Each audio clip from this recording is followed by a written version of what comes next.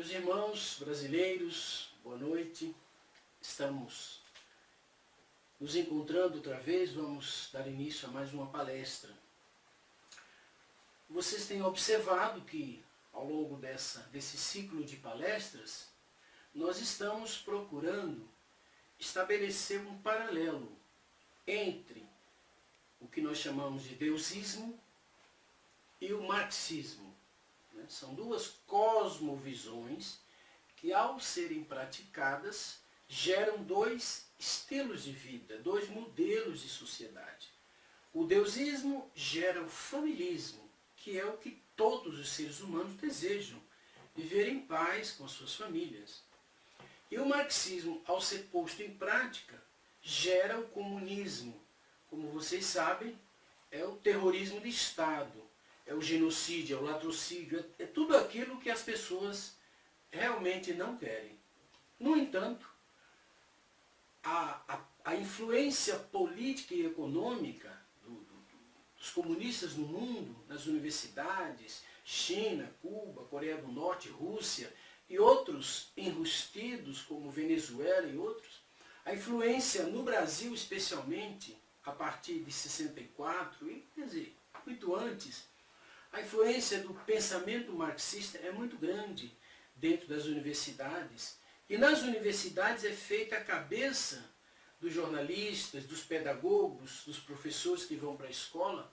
E assim, a ideia do marxismo, ela começa a parecer atraente, mais atraente do que o cristianismo. Não é? E por isso nós temos que abordar esses pontos. Nós temos uma palestra programada que se chama Deusismo e Marxismo. Nós vamos analisar a teoria em si, o materialismo dialético, o materialismo histórico, as teorias políticas, econômicas, né?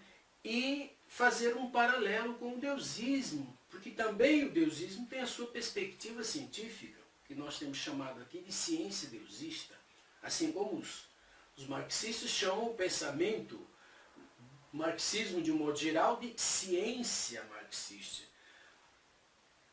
Naturalmente, alguns já sabem que o marxismo está suplantado.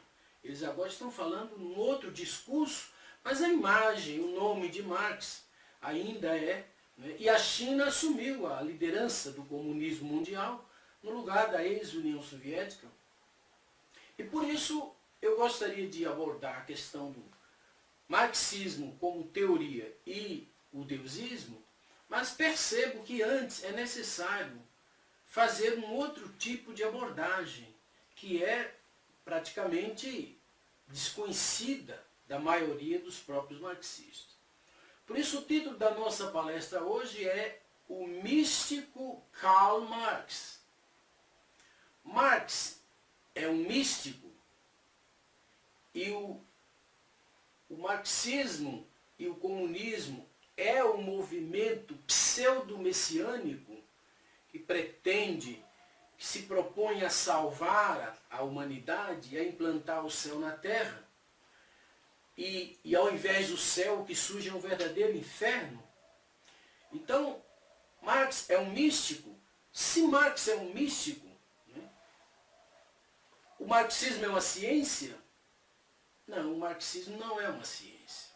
O movimento marxista é mesmo um movimento pseudo-messiânico e é nada mais, nada menos do que uma antítese, uma contraproposta para a teoria cristã e a sociedade cristã. Okay?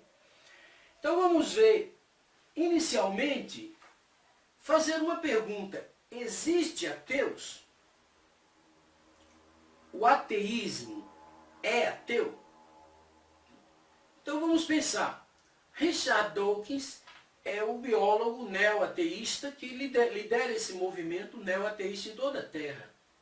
Na verdade, ele sai percorrendo país por país, perseguindo Deus, na verdade, atacando todas aquelas pessoas que acreditam na existência de Deus e nos valores morais oriundos do cristianismo. Mas se Deus não existe, por que o Dawkins e tantos ateus pelo mundo combatem tanto algo que não existe? Por que tantas pessoas gastariam tantos milhões de dólares, se empenhariam tanto para fazer sites, escrever artigos, livros, para negar algo que eles têm certeza que não existe? Por que combater tanto o nada? Ou são perfeitos idiotas, ou realmente têm uma causa, estão combatendo algo que eles sabem que existe. Aí, nesse caso, nós temos um novo panorama. Não se trata de ateísmo, não se trata da defesa da inexistência de Deus, trata-se de um combate direto a Deus mesmo. Nesse caso, nós estamos falando de satanismo, né? Não mais de ateísmo, ok? Mas vamos citar aqui dois movimentos globais, né, que são meio místicos, né, e às vezes, não é, apresentam-se como ecumênicos, como movimentos de caridade, fraternidade, filantropia, etc., que é a maçonaria e o movimento esotérico, o esoterismo, né? A nova era, que eles dizem que já terminou, a nova era já acabou, mas na verdade não acabou nada, está aí presente no mundo inteiro. Então vamos citar, por exemplo, Albert Pike, que é um pontífice da maçonaria, histórico, e que até hoje é reverenciado. Ele diz: a religião maçônica, note bem, religião, deve ser mantida na pureza da doutrina luciférica por todos nós, maçons dos altos níveis. Sim, Lúcifer é Deus para eles. A verdadeira religião filosófica é a crença em Lúcifer, que é igual a Deus. Mas Lúcifer, Deus do bem e da bondade, observe, para eles, Lúcifer é o Deus, entre aspas, do bem e da bondade. Está lutando pela humanidade contra Adonai, que é o verdadeiro Deus, o Deus Pai da Bíblia. Okay? Então, Albert Pike, pontífice da maçonaria. Os livros de Albert Pike são lidos até hoje. Então não se trata de um movimento filantrópico, não é? de um grupo, de uma sociedade discreta. Não é? Há aqui um ocultismo, há aqui um segredo, não é? Há aqui satanismo mesmo. Não porque eu estou dizendo, mas porque eles próprios dizem isso claramente. Um bom vídeo sobre a maçonaria está na internet, chama-se A Maçonaria Revelada em Todos os Detalhes. Assista esse vídeo e você vai ter uma boa informação. Agora, sobre a questão do esoterismo. Nós sabemos que a Madame Blavatsky, Helena Petrovna Blavatsky, autora do livro A Doutrina Secreta, que são vários volumes, ela é um dos pilares, né, do movimento esotérico, não é? E da teosofia, um movimento que eles dizem que é uma síntese de ciência, filosofia e religião. Vamos ver um trecho do livro A Doutrina Secreta, da Madame Blavatsky. Diz ela: Lúcifer representa a vida, pensamento, progresso, civilização, liberdade e independência. Lúcifer é o Logos, a serpente, o Salvador. Satanás é o Deus de nosso planeta e é o único Deus para ela. Lúcifer é a luz divina e terrestre. O Espírito Santo e Satanás em unidade. Madame Blavatsky, A Doutrina Secreta. Então, o esoterismo, né, tem outro nome. São adoradores de Lúcifer, Então nós temos aí, não se trata de uma coisa ecumênica, né? Nós temos aí mais um segredo. E você está cansado de saber que por detrás de todo esse movimento de magia, de Wicca, de Harry Potter, todo ocultismo, ufologia e toda essa coisa, você sabe que tudo isso, por detrás de tudo isso, está realmente um movimento ateísta internacional, que é uma coisa histórica, né? Ao lado do movimento deusista global e histórico, né? Ambos marcham lado a lado. O movimento ateísta, por ser Caim, ele vem na frente, né? E o deusismo vem atrás. Mas ao longo de toda a história, o deusismo sempre triunfou. E por isso que eu digo que um arquétipo da literatura universal é a ideia de que no final o bem vence.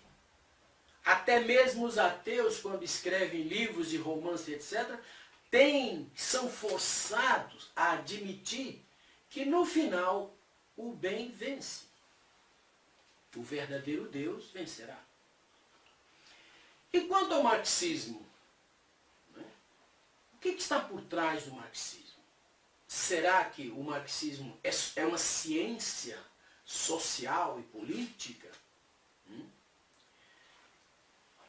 Vamos ver, primeiramente, que Marx, na sua adolescência, ele era um cristão, como você pode ver nesse texto do Marx chamado A União dos Fiéis com Cristo. Diz ele: através do amor de Cristo, voltamos nossos corações ao mesmo tempo para nossos irmãos, que intimamente são ligados a nós, e pelos quais Cristo deu-se a si mesmo em sacrifício. A união com Cristo pode dar dignidade interior, conforto na tristeza, tranquila confiança e um coração suscetível ao amor humano, a tudo que é nobre, grandioso, não por causa da ambição e glória, mas somente por causa de Cristo. Karl Marx. Marx era um cristão. Isto está num livro chamado Marx e Engels, Obras Escolhidas, volume 1, da International Publishers, New York, 1979. No exame de admissão ao ginásio, Marx escreveu um texto. Eis o texto. O homem, o único ser que não atingiu a sua finalidade, o único membro de toda a criação que é indigno do que Deus criou. Mas o Criador benigno não poderia odiar seu trabalho. Ele queria erguer o homem até ele e enviou seu Filho, através do qual proclamou: agora estáis purificados pela palavra que vos anunciei. Assim, quando, em união com Cristo, um sol mais belo nos apareceu, quando sentimos toda a nossa iniquidade, mas ao mesmo tempo sentimos regozijo por nossa redenção. Podemos pela primeira vez amar a Deus, que apareceu previamente e nos ofereceu direção, e aparece agora como Pai bondoso, como um professor gentil. Karl Marx. Marx era um cristão. O que aconteceu? A família de Marx eram judeus, né? E alguns convertidos ao cristianismo. Na tese doutoral, chamada Considerações de um Jovem na Escolha de Sua Profissão, Marx escreveu: a própria religião nos ensina que o ideal que todos lutam para alcançar sacrificou a si mesmo pela humanidade. E quem ousará contradizer tal afirmação? Se escolhemos a posição na qual podemos realizar o máximo por Ele, Cristo, então não poderemos nunca ser esmagados pelas responsabilidades, porque elas são apenas sacrifícios feitos em favor de todos. Marx era uma pessoa cristã, não há qualquer dúvida. Acontece que Marx Marx, quando tinha 18 anos, conheceu um judeu chamado Moses Hess. E o Moses Hess, que é um teólogo, você verá isso na internet e conhecerá melhor sobre Moses Hess, ele teve uma influência muito profunda sobre Marx. Na verdade, o Moses Hess, ele pode ter sido, quase com certeza, aquela pessoa responsável pela destruição da fé de Marx e pela contraconversão que Marx sofreu. Aqui nós temos alguns livros, por exemplo, Karl Marx, Obras Escolhidas, da International Publisher, de 1974. Outra obra, O Desconhecido Karl Marx, do Robert Pine, da University Press, 1971. E também Marx antes do marxismo, uma tradução do Macmillan da University Press. Então você tem também uma série de outras obras da editora RW, que publica os livros do Richard Wurmbrand, que é um pastor cristão que esteve 14 anos preso nas cadeias comunistas e escreveu uma série de livros, entre os quais um dos mais conhecidos chama-se Era Karl Marx um satanista? Você vai encontrar esse livro facilmente na internet, você pode comprar por um preço muito pequeno. Carta de Marx para seu pai. Marx escreveu: desceu uma cortina, o meu santo dos santos foi feito em pedaços, e novos deuses tiveram que ser instalados. Resposta do pai de Marx para ele: abstive-me de insistir em explicações sobre um assunto misterioso, embora me parecesse altamente suspeito. Carta para Marx de seu pai. Essa carta é de 1937. O seu progresso, a preciosa segurança de ver seu nome tornar-se um dia muito famoso, e o seu bem-estar material não são os únicos desejos do meu coração. Essas foram ilusões que alimentei por muito tempo, mas posso assegurar-lhe que a sua realização não me teria tornado feliz somente se o seu coração permanecer puro e humano. E se nenhum demônio for capaz de afastar seu coração dos melhores sentimentos, somente assim eu serei feliz. Carta do pai de Marx para ele. Então observe que está acontecendo alguma coisa. Marx está se transformando num demônio. O seu pai está preocupado. E Marx escreveu: desejo vingar-me daquele que governa lá em cima.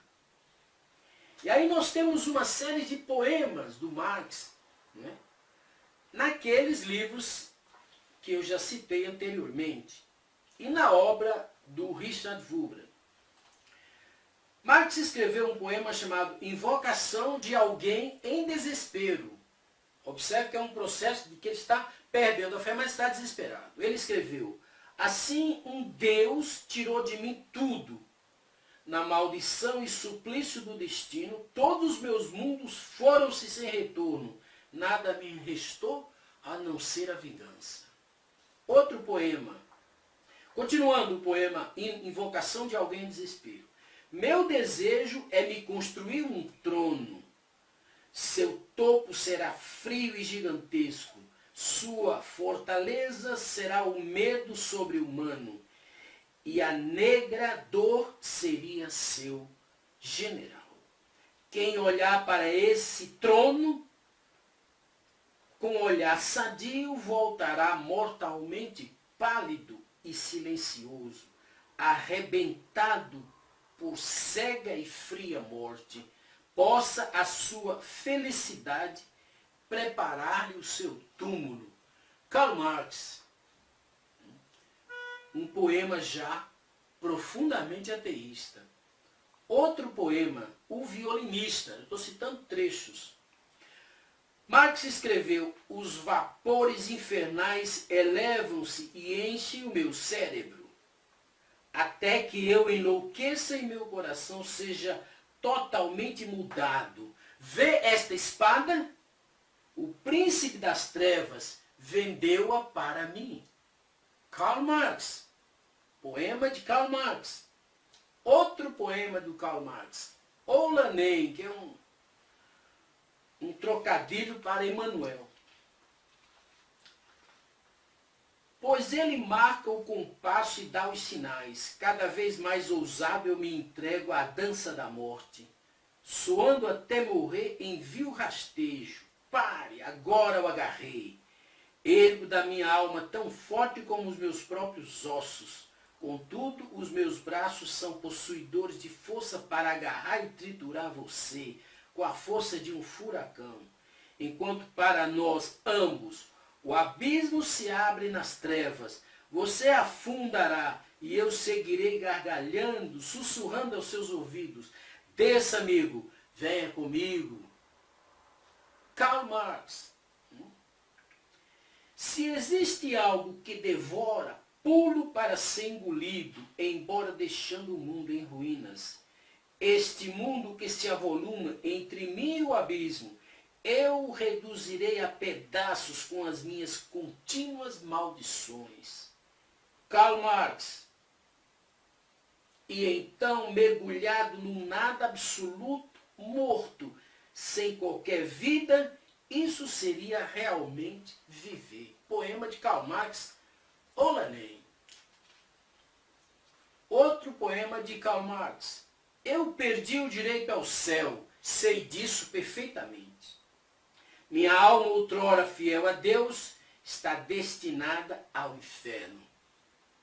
Com desdém lançarei meu desafio na cara do mundo e verei o colapso desse gigante pigmeu, cuja queda não extinguirá o meu ardor. Então vagarei semelhante a um Deus vitorioso pelas ruínas do mundo e, dando às minhas palavras uma força dinâmica, sentir-me-ei igual ao Criador. Palavra de Karl Marx, muito semelhante às palavras de Isaías 14, 12, 14. Isaías disse: eu escalarei os céus e erigirei o meu trono acima das estrelas de Deus. Assentar-me-ei no monte da Assembleia, no extremo norte. Subirei sobre as nuvens mais altas e me tornarei igual ao Altíssimo. Muito semelhantes às palavras de Lúcifer, citadas por Isaías, e as palavras do poema A Donzela Pálida, de Karl Marx. Então, por esses poemas, por essas cartas, por essas obras citadas, já se vê que Marx era um cristão e sofreu um processo abrupto de contra-conversão, como São Paulo, que quando ia para Damasco, caiu do cavalo e sofreu uma conversão súbita. Marx também sofreu uma conversão, uma contra-conversão. Então nós temos, de um lado, marxismo, do outro, deusismo. Existe alguma similaridade? Então nós temos aqui que a ideia a mística do poder, esse é o tema de uma outra palestra. Os reis da antiguidade, os faraós, os imperadores romanos, os reis da Idade Média, ao longo da história sempre houve uma relação da mística com o poder. Os reis, os tiranos, os ditadores sempre se proclamaram deuses. Então você vê, por exemplo, que nesses 3 livros, o Reich Oculto, a lança sagrada de Hitler e os segredos do nazismo, e entre outros, você vai ver também vídeos na internet, no YouTube, mostrando essa dimensão mística que está relacionada com o poder, não é? Desses tiranos se declararem filhos de Deus, né? De declararem reis divinos. Né? Essa relação mística-poder, ela é uma coisa histórica, até nos dias atuais. Né? Como a gente sabe, né? E o exemplo maior é o próprio comunismo. Né? Essas pessoas se veem como deuses, com o poder de tirar ou dar a vida às pessoas. Né? Então, esse livro aqui, A Natureza Mística do Marxismo, é um trabalho que eu realizei em 1986, né? Fizemos a segunda edição. Esse livro tem uma bibliografia de cerca de outros 100 livros. E aqui nós temos uma figura muito interessante, que é o Marx, né? Se colocando na posição de Prometeu, se sentindo atacado, perseguido por Zeus. Né? Então aqui você vê uma relação, mais uma relação da mística com Marx. Então, este livro, aqui na contracapa, tem uns comentários e no texto, né, no miolo do livro, tem algumas palavras de Saint-Simon e de Auguste Comte. Saint-Simon era um dos filósofos que o Marx mais leu. Ele escreveu que o mundo precisava de uma nova ideologia. E essa ideologia deveria ser completamente baseada na razão e na ciência. E sobre essa ideologia iria surgir uma nova religião da humanidade, e que essa nova religião da humanidade iria redimir a humanidade. Na mesma linha, Auguste Comte escreveu a mesma coisa, e mais do que isso, o Comte, que é o pai do positivismo, também considerado um dos pais da sociologia do conflito, ele também escreveu sobre essa nova religião da humanidade e ele próprio criou a igreja positivista, que existe atualmente no mundo inteiro. E nessa igreja, ele e sua esposa, Clotilde Devaux, foi colocado como santos, como Jesus e Maria, por exemplo. E existe um calendário novo, onde todos os santos cristãos foram retirados e substituídos por heróis do progresso humano. E finalmente, nós vamos ver essa ideia de uma nova ideologia e de uma nova religião da humanidade se distribuindo realmente, né, na cabeça da quase totalidade dos filósofos materialistas. E essa ideia, finalmente, ela se cristaliza no marxismo. Então, com o marxismo, né, como esse livro prova, você vai encontrar esse livro na estante virtual, A Natureza Mística do Marxismo, do Léo Vilavey.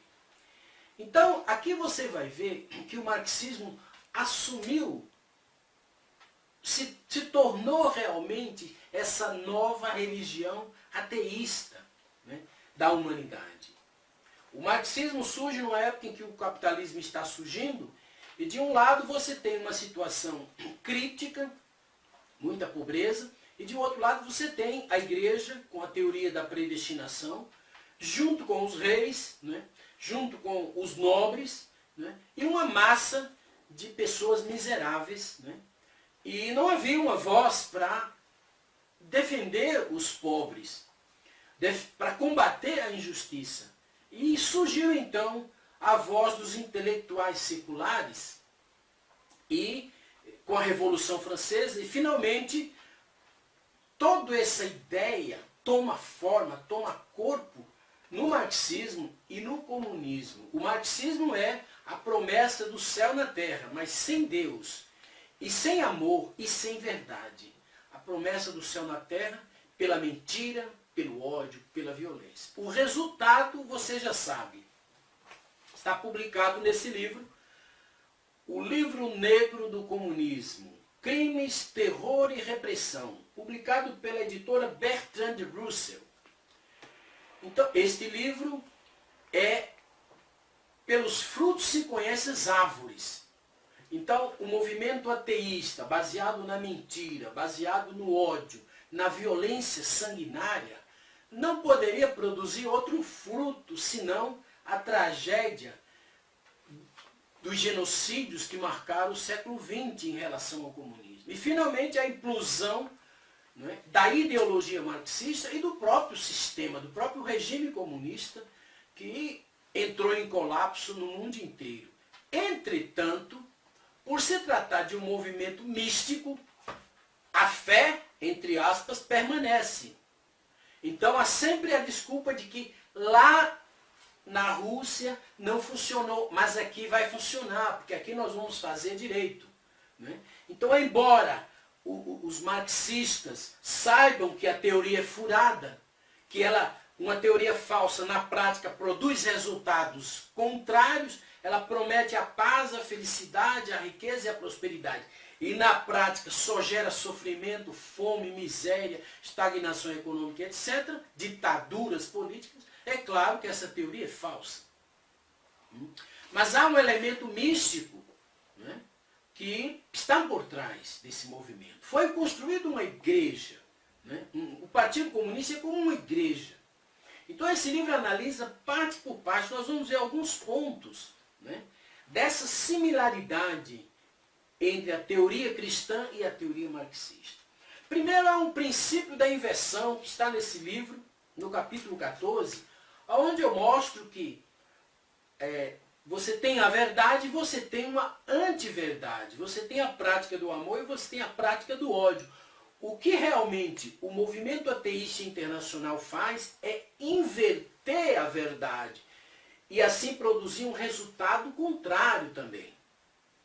Ok? Então é um princípio da inversão. Ideologias similares, verdade e antiverdade. E objetivos similares. O objetivo do cristianismo é cristianizar todo o mundo. O objetivo do marxismo é marxistizar todo o mundo. Transformar o mundo numa nação comunista, numa ditadura perpétua. Como tantos pensadores têm denunciado, por trás desse movimento que eles chamam de nova ordem mundial, um plano, né, para estabelecer uma ditadura ateísta na Terra. Então você tem,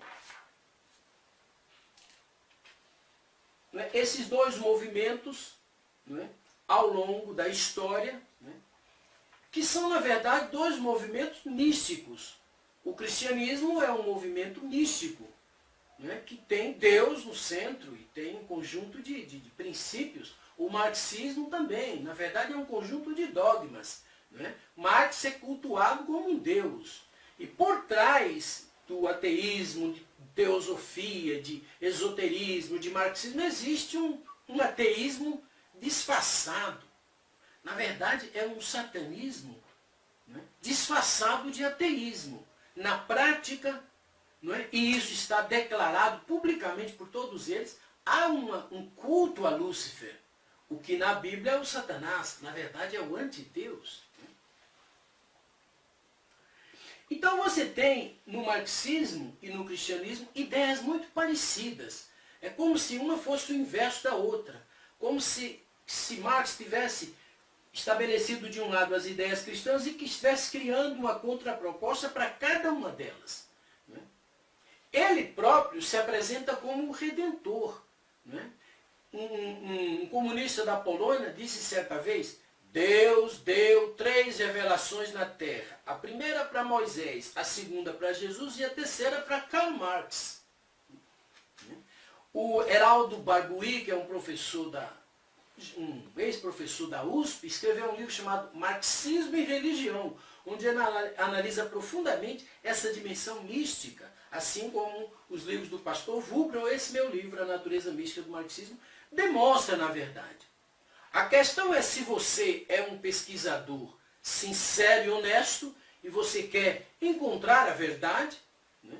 Ou se você é um ateísta disfarçado de comunista, é um satanista, então jamais alguém convencerá você de nada, porque você tem suas convicções místicas, você tem sua fé, entre aspas. Né? Para o que crê, nenhuma prova é necessária. Mas para o que não crê, nenhuma quantidade de provas será suficiente para convencer a pessoa. Porque a pessoa está convicta, está adorando a Lúcifer. Né? O esoterismo conta a história de que Deus é mau, que Deus prendeu a humanidade no Éden e o Lúcifer é bom e foi lá e libertou. Então, não é uma questão de ateísmo. Ateísmo é só uma palavra para ocultar outra palavra. O satanismo, você sabe que existe. Você já tem 1000 provas, você tem 1000 documentos, você tem 1000 depoimentos. Né? Isso aqui não é uma brincadeira. A maçonaria mundial e o esoterismo mundial cultuam Lúcifer e dizem isso publicamente. Então, você pode ser uma pessoa ateísta, mas na verdade por detrás disso existe outra coisa. Então Deus, por exemplo, Deus criou o homem. No marxismo, o trabalho criou o homem. Então Deus é o trabalho. A essência humana é divina para o cristianismo. Para Marx, a essência do homem é o trabalho. Ele chama de a essência trabalho humana, nos manuscritos econômicos e filosóficos. Né? Na Bíblia você tem Deus e Lúcifer. Né? E você tem, na mitologia grega, o personagem Prometeu, né? E Zeus, que a mitologia grega é também um paralelo com o pensamento judaico-cristão. Então, por isso que Marx se retratou a si mesmo, preso a uma prensa, uma máquina de impressão, na posição de um Prometeu. Porque há uma vinculação. Para o cristianismo ocorreu uma ruptura primeva e quebrou a relação entre o homem e Deus. Para Marx, o que aconteceu foi o egoísmo primitivo. De repente apareceu o egoísmo no coração das pessoas, ou seja, o mal apareceu. Mas o marxismo não aborda, não estuda profundamente essa questão. Ele apenas diz que os homens viviam numa comunidade primitiva, tudo era comum, tudo paz, é o bom selvagem. Né? E de repente apareceu o mal e alguns homens resolveram escravizar, tomar as terras para si, tomar mulheres, escravizar e explorar os outros. De onde veio o mal? Marx não aborda essa questão. Essa questão ele pula. Ok? Então, para o cristianismo, ocorreu um ato antinatural, o pecado original. Para o marxismo, é a propriedade original. Essa é a origem do mal. Para resolver todos os problemas da humanidade, você tem que destruir a propriedade. Isso é um absurdo. Mas nós vamos falar sobre isso quando a gente for estudar o próprio marxismo. E para o cristianismo, o homem atual não está no seu estado original. Ele é um ser híbrido, cuja natureza está dividida e conflitada entre o bem e o mal. Para o marxismo, o homem está alienado. Alienado dos meios de produção, alienado das riquezas, alienado do poder. Né? Então, o homem alienado e o homem híbrido são teorias paralelas. A origem do mal, né, a história, por exemplo. A história pecaminosa, que o cristianismo defende, e a visão marxista, que é a história da exploração econômica do homem pelo homem. Essa natureza humana má, pecaminosa, o marxismo chama ela de natureza burguesa. Uma impropriedade porque os burgos, né, eram feiras livres medievais, aonde os servos pegavam o excedente, o que produzia em sua própria posse de terra, e levavam para fazer trocas no burgo. Aos poucos, os servos foram se libertando dos seus senhores, comprando a sua liberdade, e foram se mudando para os burgos, dando origem a cidades, não é? E formando a burguesia. Na verdade, o burguês não era necessariamente o nobre, o rico, o rei.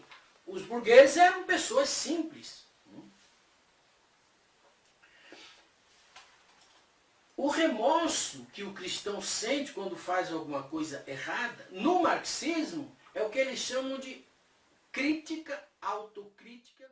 Eles estimula o indivíduo publicamente a se arrepender, fazer uma autocrítica por ter sido rico, por ter trabalhado e prosperado, enfim, faz o indivíduo sentir-se culpado pela pobreza.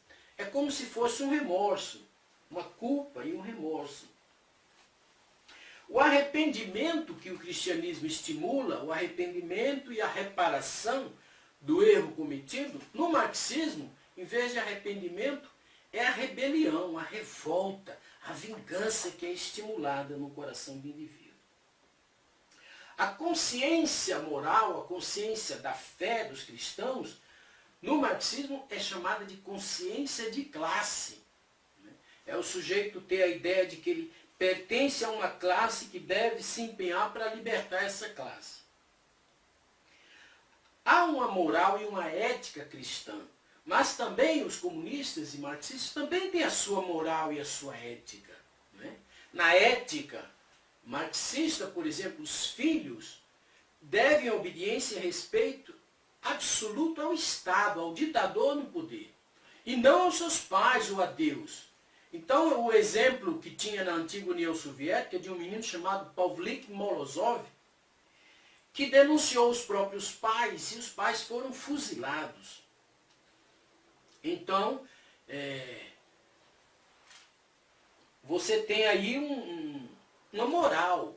Os comunistas são muito sérios com relação à família. Eles trabalham para destruir a família nos países não comunistas, porque sabem que a família é a base. Mas eles próprios constroem boas famílias, sólidas, para poder passar seu nome, sua herança. Não é? Então eles têm uma moral, entre aspas, porque é moral para eles. Para o cristianismo é completamente imoral e criminoso certas condutas. Princípio fundamental da moral comunista: o fim justifica os meios. Se você quer libertar o homem da exploração do sofrimento, você provoca um genocídio. Você faz o que o Stalin fez. Manda cercar a Ucrânia e mata 7 milhões de pessoas de fome. Isso é a ética e a moral marxista. E, finalmente, a história da salvação que os cristãos se empenham, né, para levar adiante, no marxismo é chamada da história de luta, a história da luta de classes, né, que se digladiam entre si. E a história para o materialismo histórico progride através da luta, através da violência. Isso é absurdo. Na verdade, você sabe, o conflito só destrói, não constrói nada. Só existe progresso na história humana quando há cooperação, quando há paz. Né? No meio de uma guerra não há progresso nenhum. O que aconteceu durante a Primeira Guerra Mundial, a Segunda Guerra Mundial? Nada. Né? Os países onde a guerrilha comunista invadiu, o que aconteceu com a China durante esses 50 e tantos anos? Nada. Né? O que aconteceu com Cuba? Nada, não há progresso. São nações economicamente estagnadas, destruídas. Né? Salvação cristã. Né? Cristo voltará e trará para a Terra uma nova ordem mundial, a ordem original de Deus. Né? Para o comunismo, a revolução marxista, a revolução comunista, trará uma nova ordem, que é a ordem comunista mundial. Essa ideia de o comunismo trazer uma nova ordem comunista mundial coincide com a ideia desse grupo de globalistas, de bilionários, de grandes fundações que querem estabelecer uma nova ordem mundial na Terra.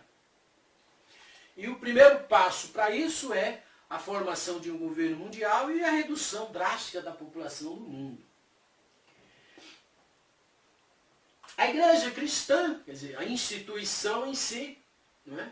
O Marx dizia que o proletariado já nasce puro, ele já tem essa consciência de classe inata. Mas o Lênin percebeu que não é assim. Era necessário criar um partido comunista, treinar uma equipe, para que essa equipe pudesse converter ou desconverter os cristãos, para se transformando em guerrilheiros, em revolucionários ateus. Então o Partido Comunista é como se fosse uma igreja, tem uma estrutura hierárquica. O clero cristão, naturalmente, são os membros do partido. O cristianismo ele usa o amor como força, o perdão como meio e a paz como meta. O marxismo é o contrário. Ele usa o ódio como força, a vingança como meio e o conflito como meta. A meta é o conflito. O marxismo é uma teoria forjada para destruir a civilização cristã. Não é uma teoria forjada para construir riqueza, para construir sociedade, cultura. Não é nada disso. Quando os comunistas chegam ao poder, se tornam, é o crime organizado no poder. E aí depois eles começam a matar uns aos outros, como Stalin provocou os grandes expurgos, né, que matou seus próprios companheiros de revolução, como o caso do Trotsky, que foi morto aqui na Argentina, a mando do Stalin. Então é a chamada autofagia. Um mata o outro. Né? Então, os santos cristãos foram substituídos pelos guerrilheiros comunistas, como por exemplo o Che Guevara, que é comparado por algumas pessoas ignorantes como um Jesus, como um santo. Né? E o Che Guevara, ele não se adaptou à vida, ao governo burocrático de Cuba. Ele era ministro da Cultura, ele resolveu continuar sendo revolucionário. Há denúncias de que o Che Guevara foi assassinado pelo Fidel Castro para depois ser transformado num mito, né? Que é essa figura que está por aí no peito das pessoas. Mas o Che Guevara era um simples comunista, um simples assassino, matou muitas pessoas. Então, Cristo, por exemplo, o Redentor, aquele que trouxe a verdade para os marxistas, é o próprio Marx. Marx está na posição de um anticristo.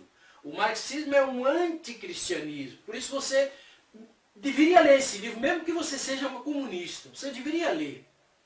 Né? Para você ver que isso não é uma brincadeira. Para você entender que uma ideologia e um movimento que provoca um genocídio de mais de 200 milhões de pessoas na Terra não é uma coisa boa. Né? Você deveria repensar a sua posição. Né? E não se tornar cúmplice dos maiores genocídios da história. Né? O que o Antônio Bobbio fez? Ele criou uma forma, né?